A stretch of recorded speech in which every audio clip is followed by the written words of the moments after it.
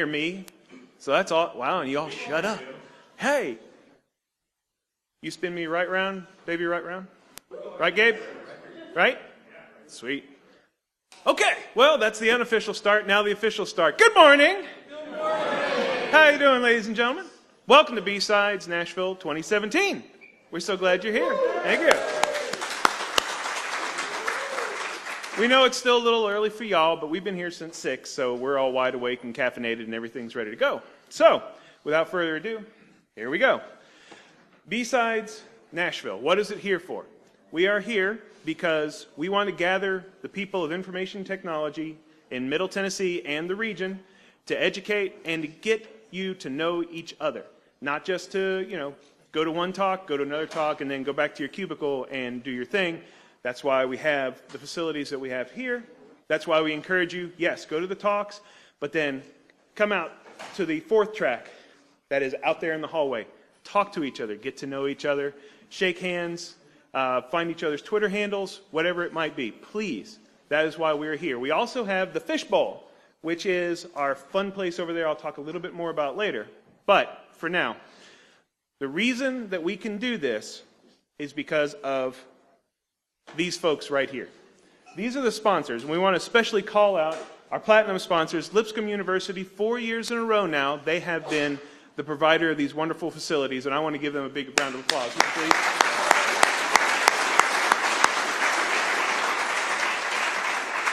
Also, Optiv has been here, and they are wonderful. They're also a platinum sponsor.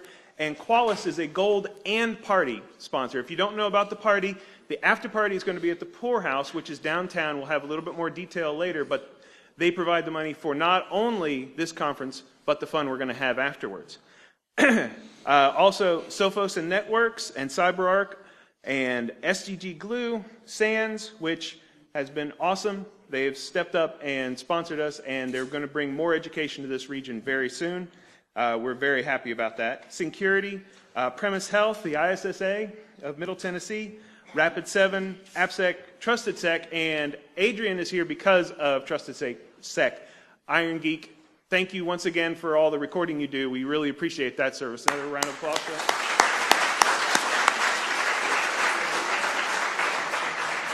And then our friends at No Starch, Hacker Boxes, which is the first one for we have a giveaway of a Hacker Box, which is really cool. We'll tell you more about that later.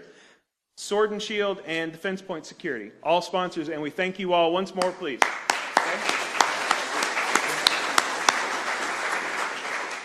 Everyone who attended here, I'm sorry if I step away from the mic, I try to be loud enough.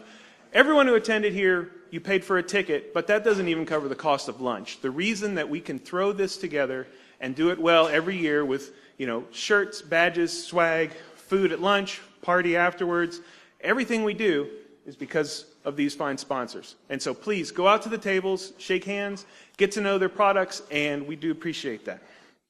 Now, for organizational, the reason that Security BSides exists is because of a small team that founded it. Where's Jack? Hey, Jack. I'm sorry. How many years ago was the first BSides? 2009. Excellent. So in this short term, how many have we had now, sir? 324 independent security conferences just because of that one organization.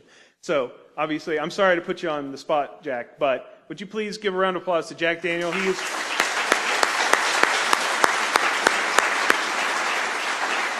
the driving force behind all of Security BSides, and he has done an awesome job, and we do appreciate that.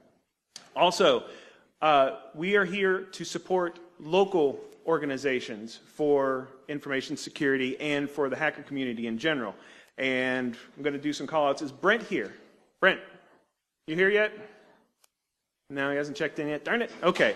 So that's DC 615. They're a small community. They're trying to grow, and they're going to have Brent is going to be one of the contact people. He's here. He's actually going to be giving a talk. Brent White. NashSec, Habers, where are you at? Hey, Lil. Hello, Lil. Say hey to the Habers when they're around. This is the NashSec community. They'll be happy to answer any questions about that. ISSA Mid-TN. We have a representative? Oh, right. They're at their table because they're a sponsor, and we thank them. And the Nashville 2600. Look for NSA Key and Ben the Meek in the fishbowl. Hey, Ben, sorry, I didn't see you back here. And they have set up the Unreal Tournament LAN, so you can play against each other, and it's awesome as well. And speaking of the fishbowl, around the corner to the glassed-in area, past the bathrooms, take note, that's where the bathrooms are, is past there, you'll see the fishbowl. That is where we have Minecraft LAN that you can play against each other. Will be prizes, games, and there's Brent. Brent finally showed up. Sorry, I was just talking about you, man.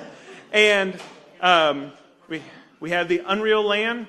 We also will have the Lockpicking Village. We will have a couple of 3D printers, courtesy of the East Chattanooga Makers. They are here. Thank you. Would you stand up, Ron? Sorry. And ladies, say hey. Hi. So thank you. We also, at some point, Trevor Skydog will be here making badges and hanging out, having a good time. He'll also be in that area. We have a bunch of things to give away this day. And so, for the first giveaway of the day, who here traveled more than 100 miles to get here today? Raise your hand. Okay, 150. 200. 250.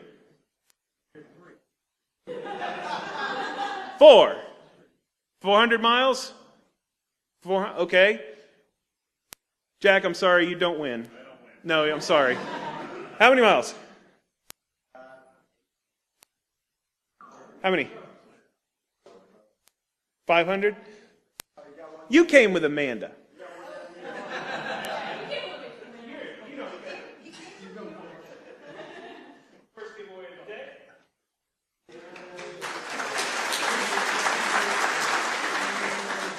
So could you hold up the book that's in that bag? It just so happens that it's a brand new copy of Amanda's Defensive Security Handbook, and there'll be more of those to give away during the day.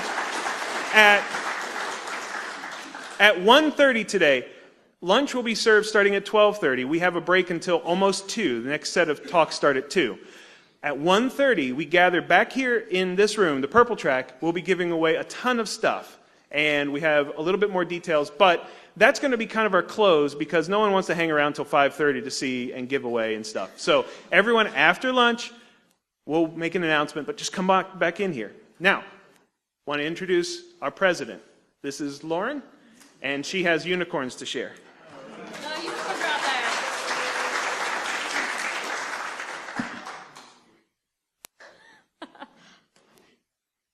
We're an interesting group of people, and I'm short. Give me 1 second here. There we go. Can you hear me? So yes, these are all of our great people. We were very serious. Notice the upper left hand where we were doing our science. It's a great picture. So as far as giveaways, when we say we've got lots of stuff, we've got lots of stuff. A ton of Amanda's books. We've got books and book vouchers from No Starch. We have the Hacker Box. We have, thanks to SANS, 2 certificates to SANS Continuous Net Wars for 4 months. They're almost a $3,000 value. So, lots and lots of stuff. I probably should have gone through the slides first. Hey, look at that. Notice Johnny. You gotta look at Johnny. He's only got half a face. Sorry, let me... Yeah. No, Where's Hack for Kids? Next. Okay. There's your next one. So go ahead and hit. Okay. Thank you. There we go. As always, we are a nonprofit, and we raise money for other nonprofits. So we pick various charities. This year, the charity that we picked that is not technology related is the Ovarian Cancer Research Fund Alliance, because ovarian cancer has touched a number of us in our lives. So there are buckets on the desk to donate money. And BSides Nashville will match any funds up to $500 out of our own pocket. The other one is the Rural Tech Fund. Sorry, my order was different. It's the Rural Technology Fund. Chris Sanders, that is his charity. He is doing a silent auction in the fishbowl, and he will give away those prizes at his talk, which is the last blue talk of the day. If I remember right. And the final one is a hack for kids. If you go to the Lockpick Village, they are doing a game challenge. It's a $2 minimum buy-in to play their game, and the winner has various prizes. I believe they have no starch books. So, okay. Leave that up there. Somebody has to do the rules because Finn had to go off and have a family and do family stuff today. So I get to be the mean one. We are at Lipscomb University. They are a Church of Christ university. They have very strict rules. So I'm just going to run them down for you. There is no drinking on campus. There is no smoking. That includes vaping. They want you to walk out to the street. We'll see. Also, be very careful about the words that you choose to use. And there are children running around as well. The last rule is photos. Everybody wants to take pictures. That's great. Please make sure that the people in your frame give you permission to take their photo, especially if they're not somebody you know. Now, for all of our pretty pictures, thanks, Gabe. This is our participant map. Our two Southern Californians are speakers. That's why they didn't jump in. So yeah, as you can see, we're mostly Middle Tennessee and the Southeast, and we love all of the people who travel in for this, but we also love that we're able to get people in this area who don't normally come out to these things. We have a pretty wide swath of people. Yes, most of us are technology people, but there's other industries within technology. Healthcare, probably because we're Nashville. The different levels that we have, a lot of individual contributors, some management, senior management, C-level. Lots of students too, which is great. We want you here. Thank you. Okay, before I do the next slide, how many people here, this is their first BSides? Yeah. Thank you. As you can see from this graph, almost 50% of our tickets, all of these numbers, by the way, are from the survey that you filled out when you got tickets. So the numbers are only as reliable as people who like to take surveys. But there's your, 50%. Yay. So, it's a great picture. As I said earlier, it's a small team of people who do this. There's about 10 of us. Life happens. We all have jobs. We all have families. And this event wouldn't have happened without them, but we also can't continue it without help. We had over 100 people get on our wait list. More than 50 of them got told, I'm sorry.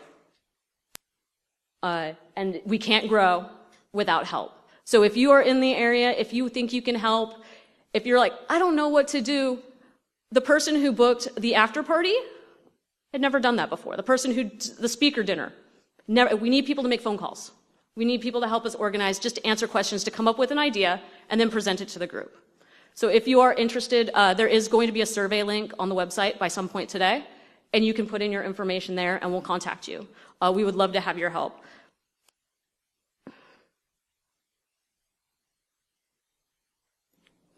Oh, and with help, we also need more sponsors. So if you want to help with the money, please. Okay.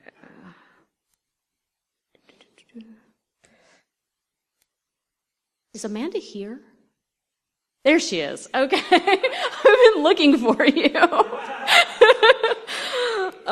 Last couple of things.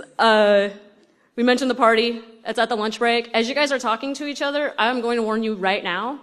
Parking at the party is in some ways as bad as last year, in some ways a little bit better than last year. It's pretty much valet only. I would strongly suggest you just take a ride. They do have valet. There is no street parking in that part of town. If you get parked on the street, you will get towed. If you don't get hit first. So you really don't want to do street parking there. Pretty much, yeah. Lunch. If you've been to this BSides before, you know we normally sit outside because we have been very lucky. The last 4 years, the weather has been beautiful. This year, not so much. Hopefully it won't be pouring. We just ask if you eat inside, if you go into a room, clean up after yourself. We have to leave this building as clean as we found it last night. And we hope that they let us come back year after year. So just keep that in mind. Find a trash can.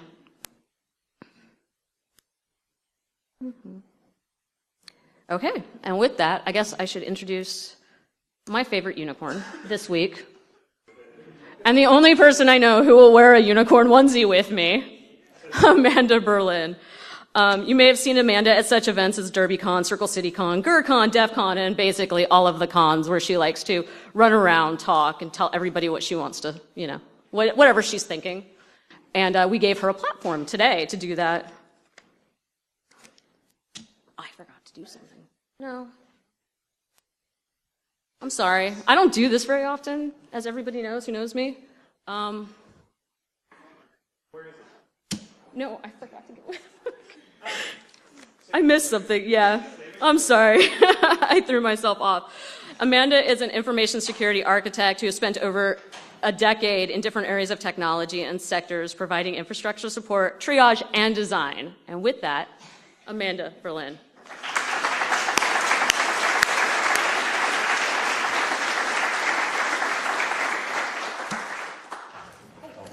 Yay, thank you, Lauren. That's your laptop, right? It is. Okay, we'll hook you up.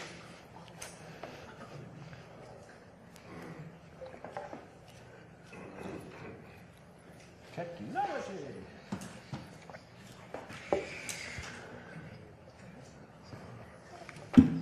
Really?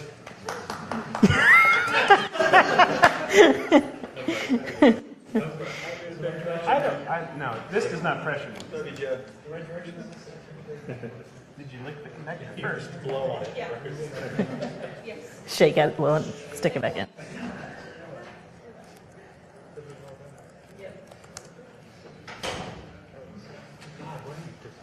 There you go, that's great. Woo! Yeah. No heckling from the front row.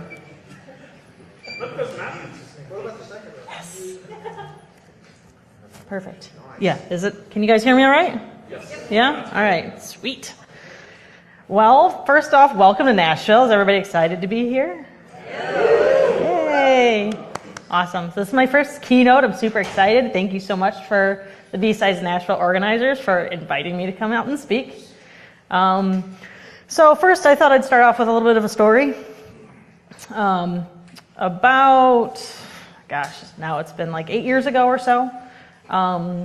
My youngest son was 1. My oldest son, which is back there, was 7 at the time. And I lived in a super shitty house in the middle of nowhere in Ohio. Now I live in a better house in the middle of nowhere in Ohio. And I realized for the first time something was wrong with me, something more than the obvious. I was progressively getting sadder and sadder throughout the day, and I was in the shower, and I had just recently gotten out getting ready for bed at night, and I broke down. I started just bawling my eyes out on the floor of the bathroom. My husband ran in. He thought something was super wrong, that I was leaving him or if I was dying or something, super serious. About a half an hour later, I was finally calmed down enough to actually speak. This GIF is probably the best representation I can give of how I was feeling on the inside. My mind was static. It physically hurt to try and speak. And this is exactly how I felt. I don't like to use the word triggered unless I'm making fun of people, but I can tell you the thing that tipped me over the edge or triggered me was that my shower curtain was dirty. Now, I felt so incredibly stupid and immature because that's not something that you should break down and have like a physical breakdown about, right? So looking back at all of it now, a lot of the anxiety problems that I had was due to cleanliness, right? I didn't have much control, not going into too much personal detail, but I didn't have much control over the things that were happening in my life. And even when I realized something was wrong, I didn't talk about it. I internalized everything, and I figured, at the ripe age of 25, I had been through so much I could take care of everything myself. So why in the world am I bringing this up at an Infosec con? First, I consider a lot of you like my family. You understand me more than a lot of people ever have in my life. You understand each other. When I began talking about my anxiety and depression problems to, tweeting it, talking to people at conferences or whatever, I realized that a lot of people in Infosec seem to struggle with the same kind of things. They just don't like to talk about it. And not only that you're struggling with it, but you're trying to, tackle everything on your own like I did for a good 10 years or so. It's my goal to try and make it as public as possible and without stigma, to be able to talk to whoever about it, whether it be a professional or one of us. Let's see here. So we never want to admit anything's wrong with us. What's the first step of almost any 12-step program? Yeah, admit you have a problem, acceptance, right? But not only do you have to admit that you have a problem, you have to admit to yourself that you need to do something about it. Otherwise, you're not going to get any further. You're just going to spiral deeper down into whatever problems that you're currently having. So not only do people in our industry have the normal stresses of like a 9-to-5 job and family and stuff like that, but I feel like we have more stresses than a lot of other professions. This is our passion. This is our hobby. I assume none of you are here because you have to be, because boy, would that suck. The Infosec community is different than any other. You're driven, passionate, opinionated, and when you put all of that together with, even with some of the professions that we do, like incident response, or when you're dealing with child trafficking, a lot of the professions that are out there have to deal with a lot of these sensitive subjects that tack on extra stress from all the other normal stuff that we do.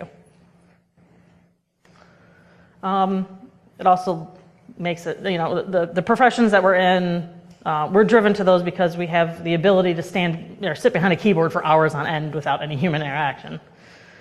So I'm going to talk about some of the research I was able to do. Over the last several months, I've read a lot of medical journals that were probably way over my head. But I learned a lot of really interesting stuff. So when I started searching for, stuff to talk about, the first thing I did was I Googled mental health issues in STEM fields. And there were 6 million articles that came up on Google. 4 million had to do with women. But 70% of our industry or more are men. So I thought that was a little interesting. I know the sexes are different when it comes to mental health issues.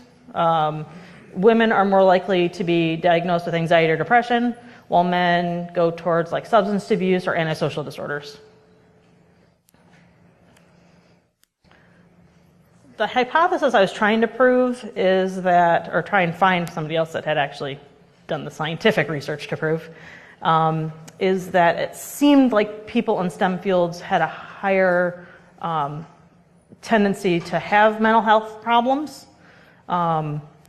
If you look back through history, there were a lot of extremely smart or extremely creative people that struggled a lot with a range of mental health problems. One that I found was the Savannah IQ interaction hypothesis, and it talks about two things. One thing, the first thing it talked about was that the higher intelligence that you have, the more likely you are to be either bipolar or depressed. So I want to read a quote from, it's a huge long medical paper, so I'm just going to read a couple sentences.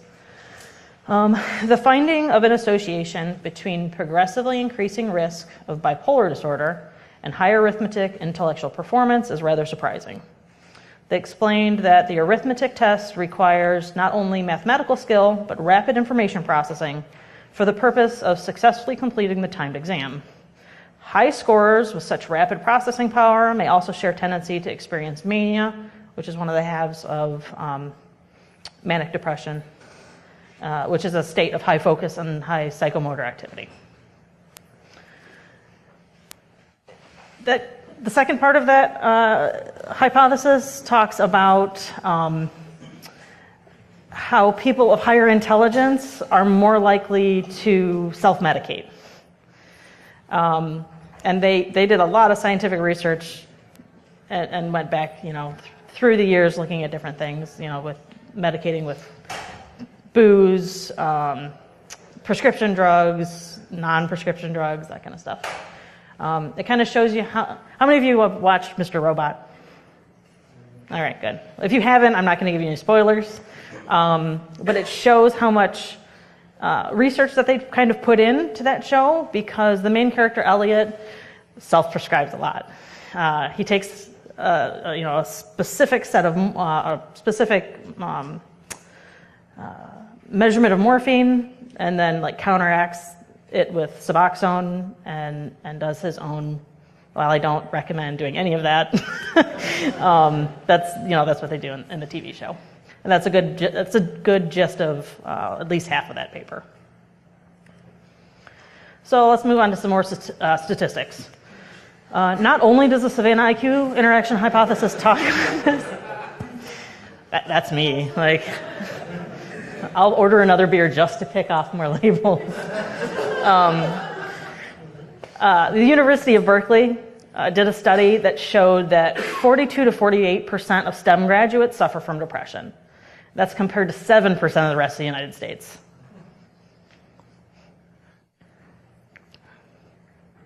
This makes sense when you look at the Google results.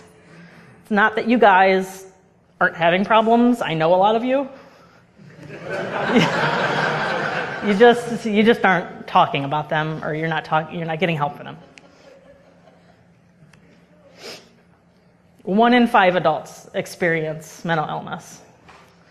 That's an amazing percentage. Yeah. So all of this, 1 in 5 of us, right? If you look around, and we think that everybody else has it together way better than we do. A lot of people talk about imposter syndrome, which imposter syndrome is thinking that you shouldn't be doing what you're doing because you don't know enough or you don't have enough experience. Kind of runs hand in hand with thinking everybody else has it together, right? You think, the person next to you, they're rocking it, they're super happy all the time, but that might not necessarily be true.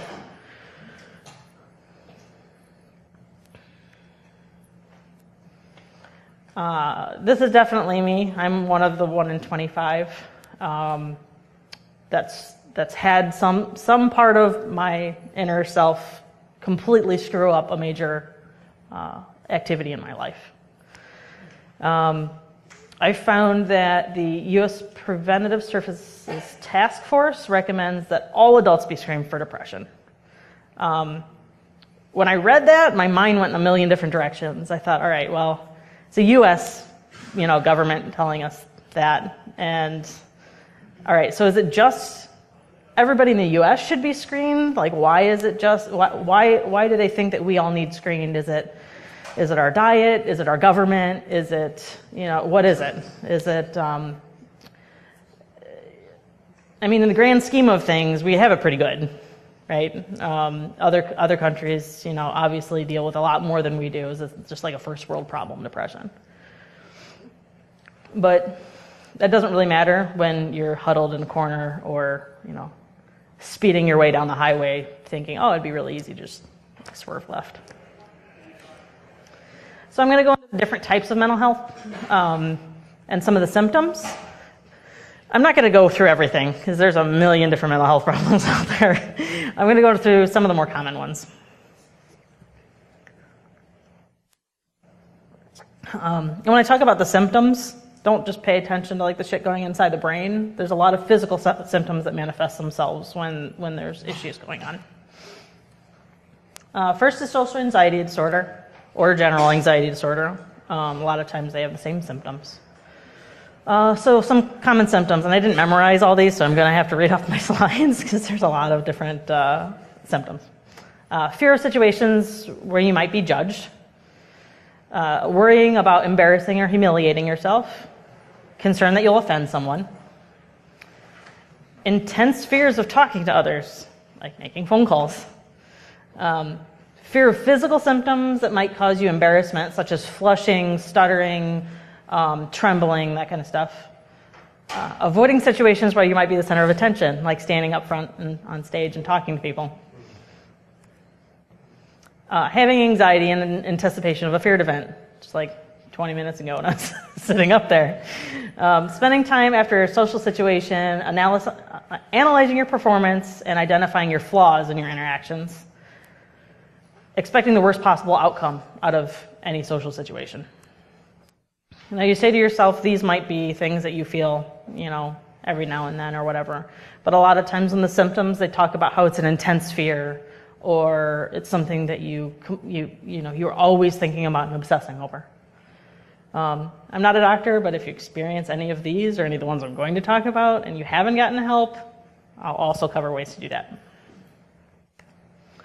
You might avoid normal social situations, like using a public restroom, interacting with strangers, eating in front of others. I knew several people that I used to work with that could not, we had like a cafeteria. They couldn't go to cafeteria and eat. They couldn't go to restaurants and eat. They got their food and they would go back to like what they considered their safe spot on their desk or at home or whatever and eat. Making eye contact, initiating conversations. Dating's really fun when you have anxiety. Attending parties or social gatherings, going to work or school, entering a room where people are already seated, returning items to a store. So I don't know how many relationships I've ruined because of anxiety, and not just romantic relationships, right? But like friendships or anything that's above just like a business or acquaintance a relationship. I'll overinvest myself. I will overthink things. I'll push people away because like in my mind I feel like they're already gone.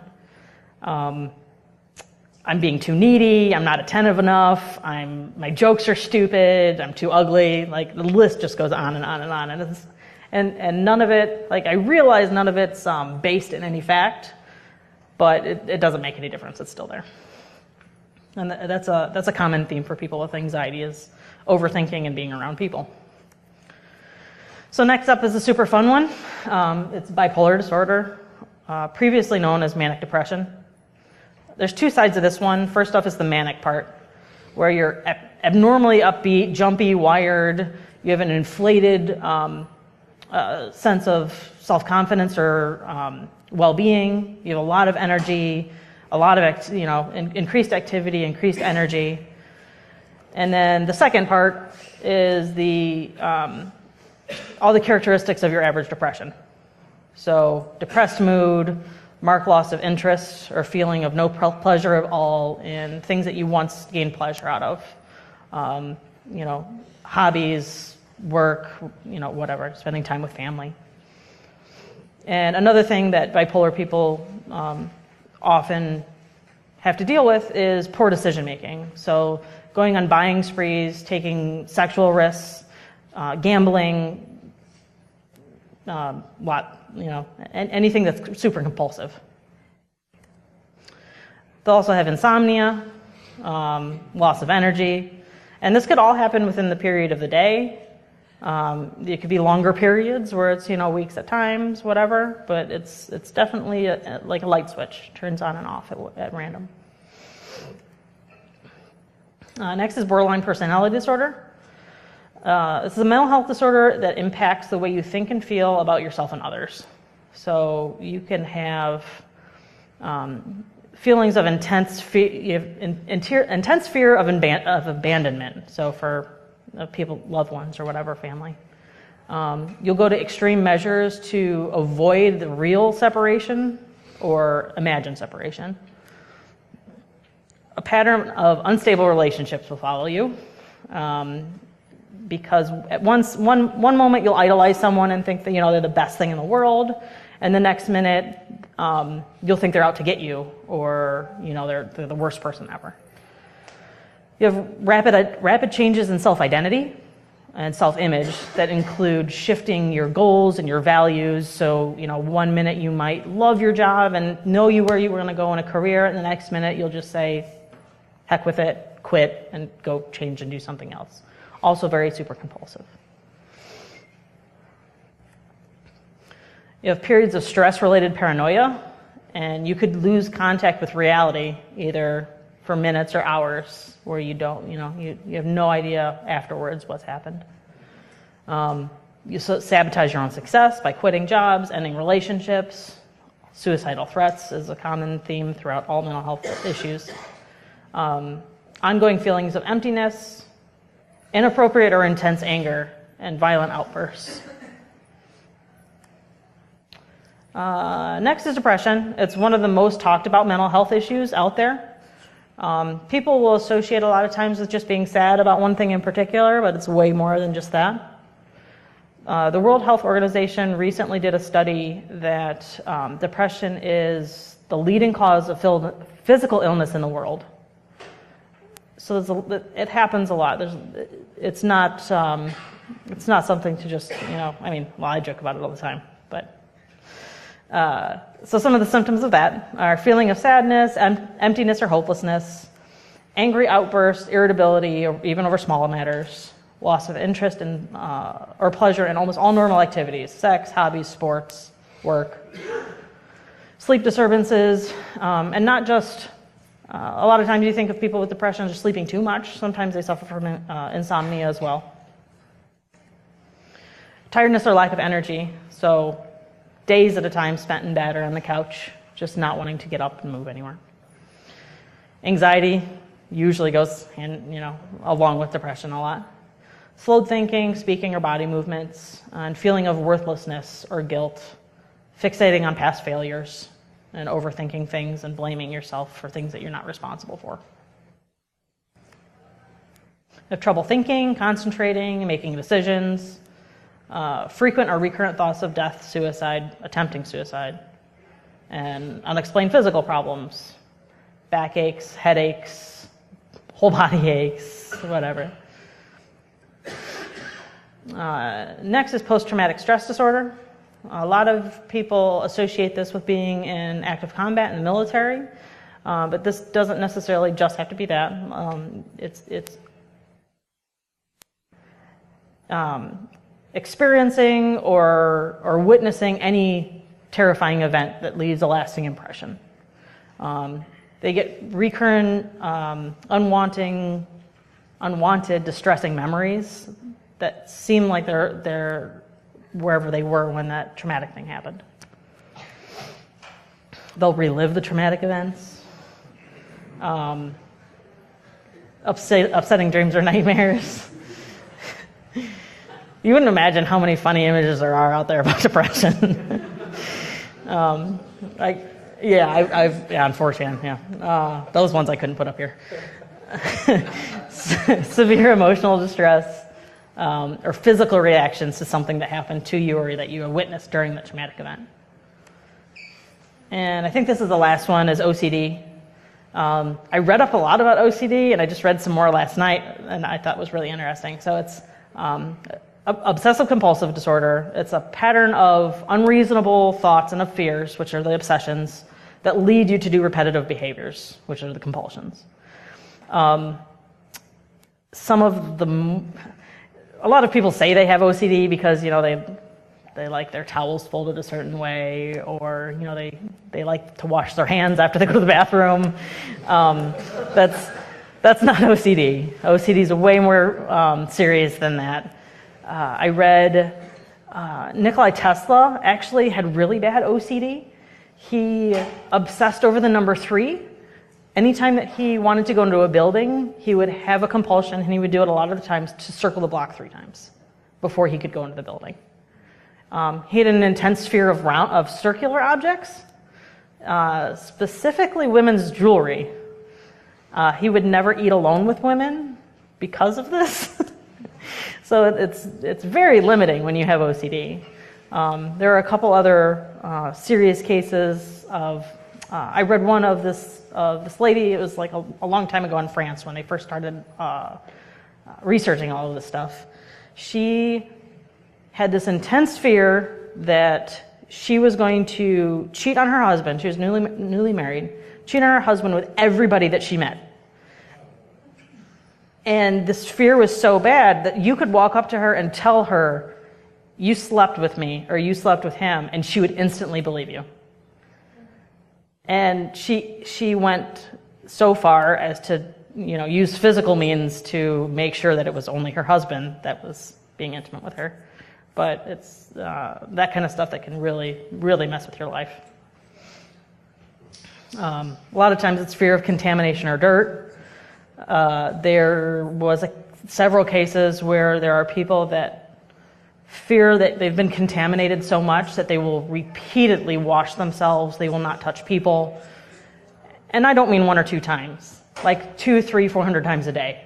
They'll wash their hands or their body or enough that it's going to harm themselves.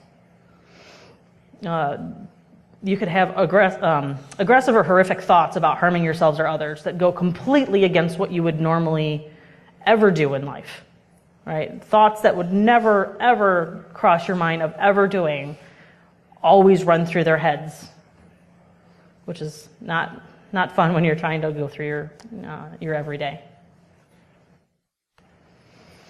So a lot of these tie together and go on top of each other, and you could have PTSD and depression and anxiety, and so we can all agree that having one or more of these would royally suck. So now what? If you have one of these, or someone you love has one of these, or care about in your family or whatever, friends, what can you do to cope? Or how do you help them cope? I use vodka. Yeah, there you go. Many of you might have seen an impromptu survey that I had put out a while back. I asked about 20 different questions about your perception of mental health, how it affects you in your life, that kind of stuff. I had almost 900 people answer it.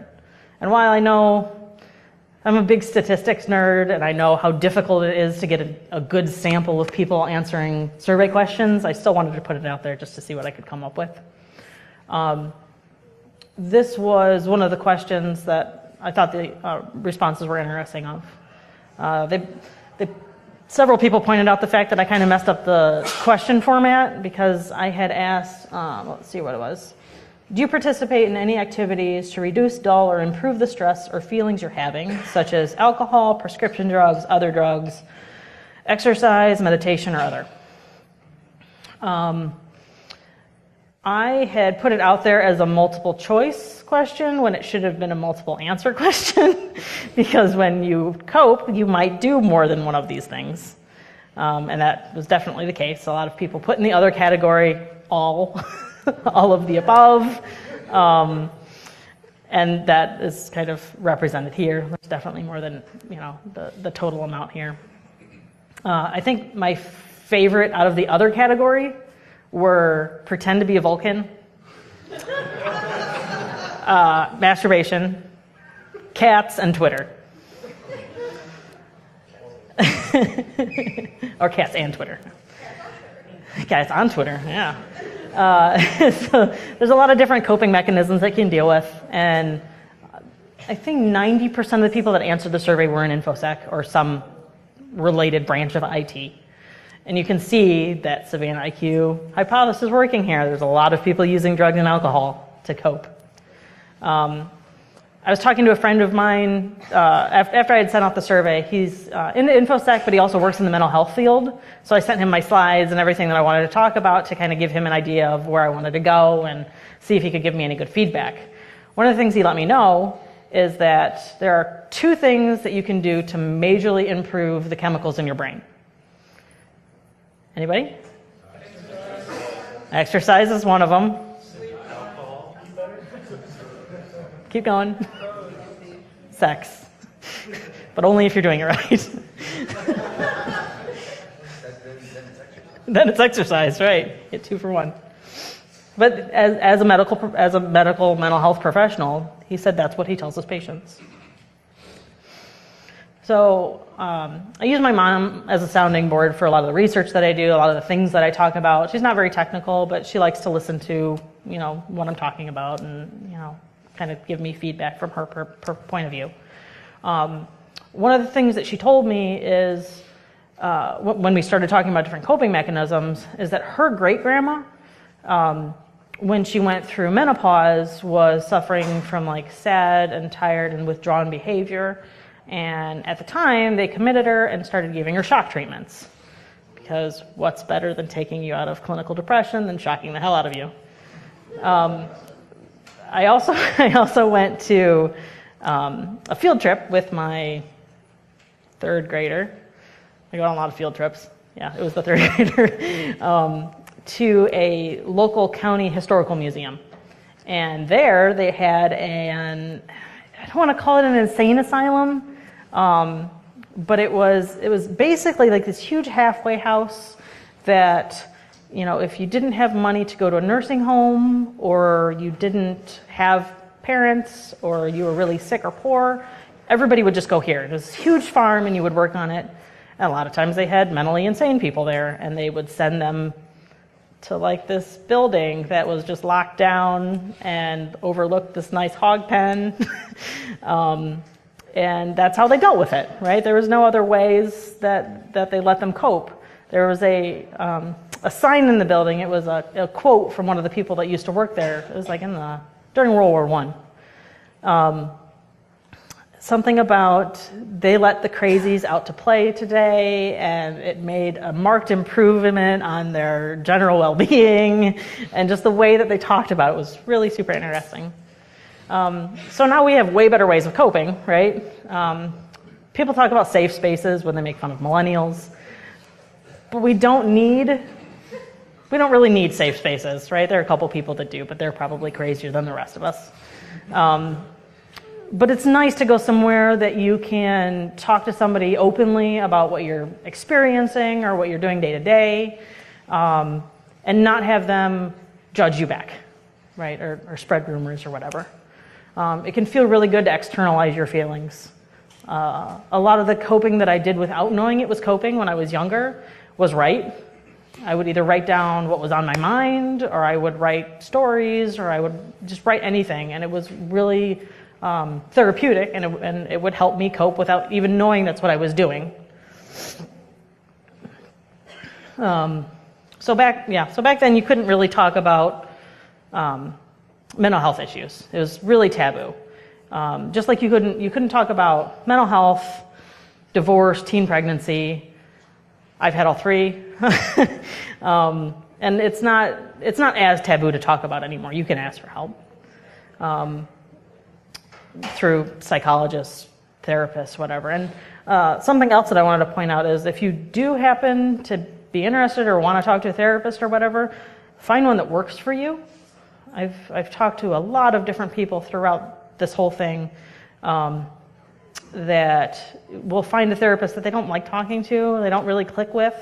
I've had some that find others that are like 3 states away that will do video conferences, which is great, especially for us that might not like to go out of the house. So getting back to getting all doped up. The last 20 years, we've seen a 400% increase in the use of antidepressants. And it's an estimated 1 in 10 adults now taking them. So I don't want to, you don't ever want to devalue anybody's suffering, but you also don't want to throw medication at something where you might be able to use one of those other coping mechanisms to deal with anything that's happening in your life. So a good amount of the things that we talked about will increase your dopamine levels by participating in the activity, just naturally, not without taking any medication. So when I was prescribed a medication for the first time I talked to my doctor, I was given Zoloft. And this is kind of the explanation that he had given me, that it's a simple chemical imbalance in my brain that we could interact and correct with this simple chemical. You just take a pill every day, which in my mind made complete sense. It's just something chemical that they're interacting with another chemical, and everything would be fine after I took it. So I found out throughout my research that that's not necessarily 100% true. A lot of times the doctors really have no idea why some of these medications work. And I understand science is hard. Studies also pointed out that issues arise not only from the chemical imbalances in the brain, but genetic disposition. You could have, physical issues causing it. You could have other medicine that you're taking causing it, like as a side effect. I found an American Psychological Association article that kind of talks about this. They said, we do not dispute the possibility that neurotransmitters and other brain chemicals play a significant role on the etiology of depression. However, we are also concerned that the chemical imbalance explanation may not reflect the full range of causes of depression, may be given greater credence by both consumers and practitioners than supported by some research, and or may be understood in an overly simplistic manner. But really, what kind of medical knowledge, unless you're in the medical field, do we get that isn't in an overly simplistic manner? I really think it's a way for the doctors to explain it without saying we don't know, because you don't ever want to hear that when you go into the doctor. I started taking Zoloft about 6 months before the end of my divorce, or the end of my marriage, sorry. The divorce took way longer. And it was great. I wasn't sad anymore. I had a whole lot of energy, and it kind of also made me a zombie. Now, medication works differently for everybody just because of the different chemicals and the different genetics that you have and everything going on in your life. Everything works with somebody a different way. So one, Zoloft didn't work for me, it might for somebody else, that kind of thing. But it made it, I stayed on it for a couple years. It made it really easy to propel myself through all of that, the really stressful and tough times of my life. All in 6 months, I got divorced, a new job, and I moved with 3 kids. So not having emotions was great. If any of you have ever watched The Magicians, there's an episode that they use a spell to take all the emotions out so they can make sounder decisions. It's pretty much what it was like. So after those major stresses in my life had died down, I realized that it might be better if I started feeling some emotion again. So I talked to my doctor again, and I also, through a bit of self-reflection, realized that I might have been going down the same path, just in a differently medicated way, and I was filling my, that hole in my life with way unhealthier things. So I went back to the doctor and talked to him, and now I'm on Wellbutrin with the occasional Xanax when I start freaking out. I'm not saying everybody should be medicated, but I'm pretty sure there's a lot of people that cope in way unhealthier ways. So medication is definitely an option.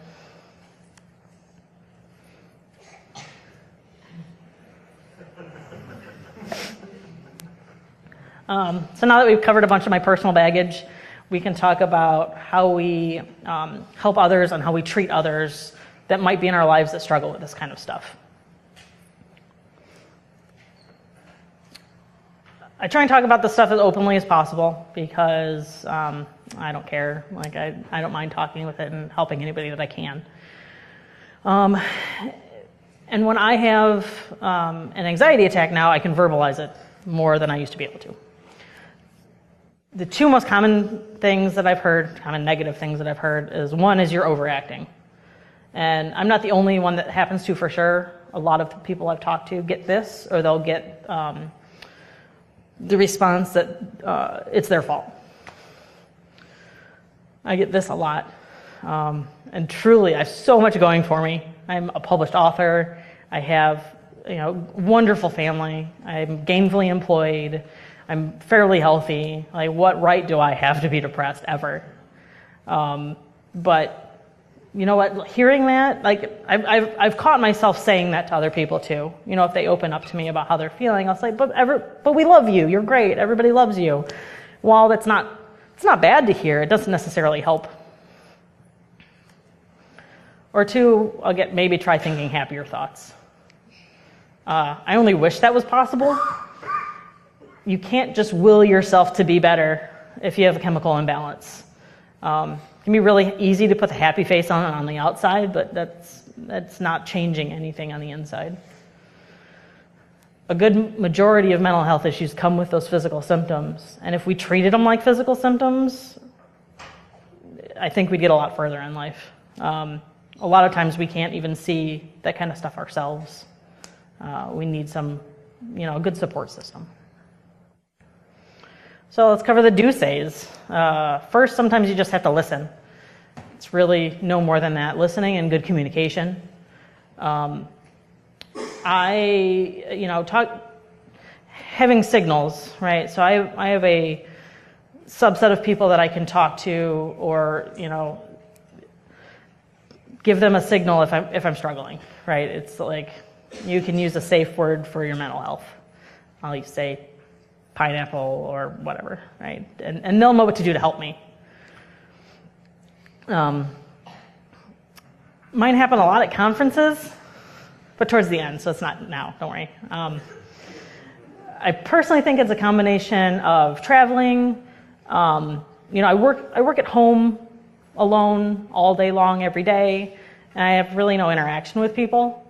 And then you're thrown into a 3-day conference with, couple hundred thousand, whatever people, and that's a huge shock, right, to the brain, and mixed with lack of sleep because you party all night, sleep a couple hours, and then repeat. Bad diet. A lot of times before I would forget to take my medicine and forget to take my vitamins and not exercise when I travel, and I don't make that mistake anymore. I sometimes skip the exercising and trade that off for a little bit more sleep, but I no longer forget to take my vitamins and my medication because that just makes it happen so much quicker.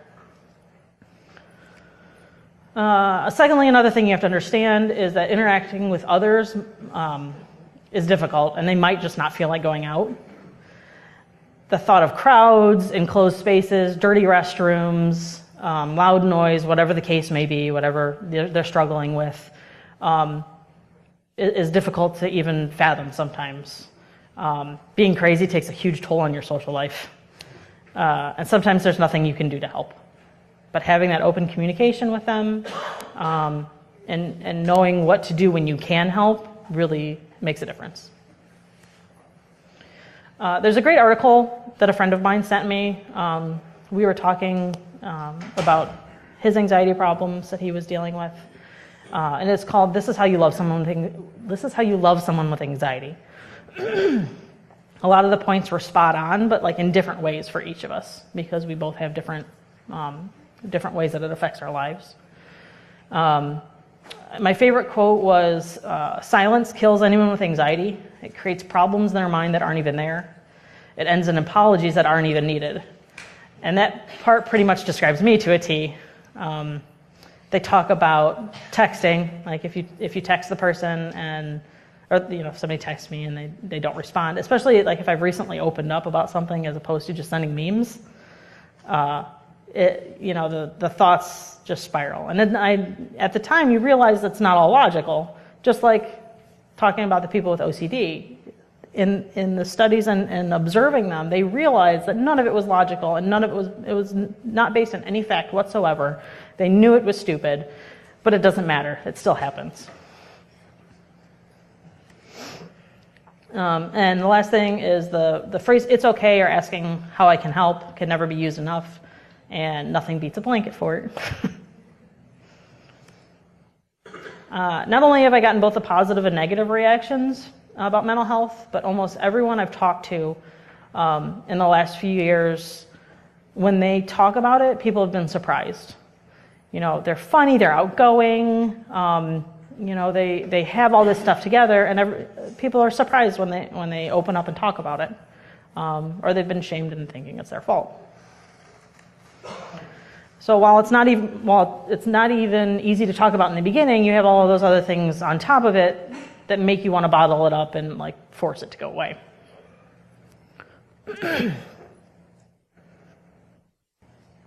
So I want to talk to you about a few things our community is doing. One of them is ironin.com. It's ir0nin.com, and it talks about Semicolon Project, which has to do with mental health, and a lot of things industry specific that we can do, or starting in the industry, those kind of resources. And the second one's this video from Mubix, one of my favorite people in the whole world, and he talks a little bit about this kind of thing. All right, here it is. Hi, I'm thoughtful, and I'm happy. Now, every single one of you watching probably has a different definition of what that might be. But I guarantee not a single one of those definitions includes race, creed, color, religion, sexual preference, or anything in between. The hacker community is filled with human beings, people from all walks of life. In our community, like any social community, there are people among us, friends, acquaintances, buddies that have problems that many of you might not even know they have. We have lost too many of those friends to suicide, drugs, alcohol, depression, and crime. Many of us dove into the world of computers and the internet because it was a place of acceptance. But there's a dark side to this world. It is too easy to disconnect. To miss those markers when all you see is what someone tweets or audios. You can't see when you hurt and cry. There are many ways to help us that need it and are afraid to ask, because one of the biggest biases we still have in our community is showing weakness. But you can let those around you know you care, that you are there for them, and the door is open to talk anytime. But one of the best ways is just to be around each other. Hang out, go to a movie, have a good time, talk about your day. To be a true friend, not just another face in a lobby of a conference. If you wish to join me in this fight, please make a video. Or just tell your friends, your con buddies, or your acquaintances that you just see at that lobby time that we are all hacking together. So that guy's great. He's super badass USMC vet, and he can talk about this stuff openly, so I feel like all of us should be able to. So let's do some hacking together. My phone, my DMs, my door, whatever, are always open for anybody else to talk to me. A lot of times when I'm feeling lonely, because like I said, I live in the middle of nowhere, Ohio, disconnected, whatever, I'll like tweet out a Google video link, whatever, to talk to whoever, Twitter followers, my friends that live, all the way across the country, talk to them about what they're working on, day-to-day stuff, how's things going in their family, just mess around, whatever. My kids get on and say hello to all my internet friends. So there's so many resources that you have. You have resources in here. You have resources nationwide that you can use. I think going back to the survey, I didn't want to spam you with a million survey results because I figured that would be super boring.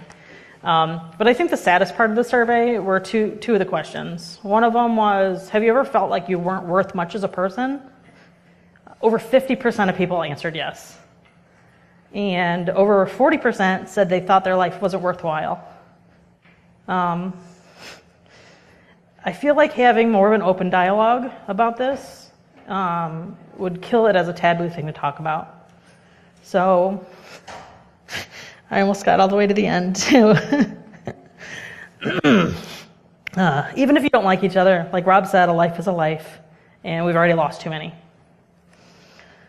Here's some amazing nationwide organizations that you can call or text. A lot of us don't like talking on the phone, right? Some of these places you can go online and chat, so you don't necessarily have to call them on the phone. Super qualified people on the end of the line that deal with this stuff every day. They can talk you through whatever you're working through, or whatever you want, if you think you have nowhere else to go. Finish up, I wanted to put a picture of a puppy up here because I realized how depressing this might be. And to recap 3 things that you should remember. 1 is that you're never alone. 2, get help if you need it. There's always options out there, from people sitting next to you to someone that you can call that's a professional. And 3, be compassionate to others and communicate. We all had our struggles in life, some more than others, but you never know what's going on in someone else's mind. So thank you for listening. That's it.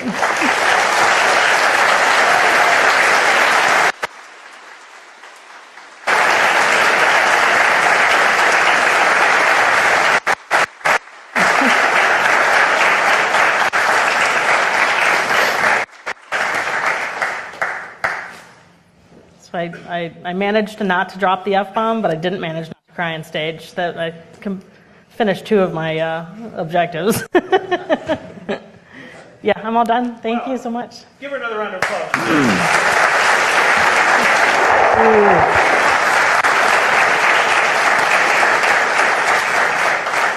Thank you again. And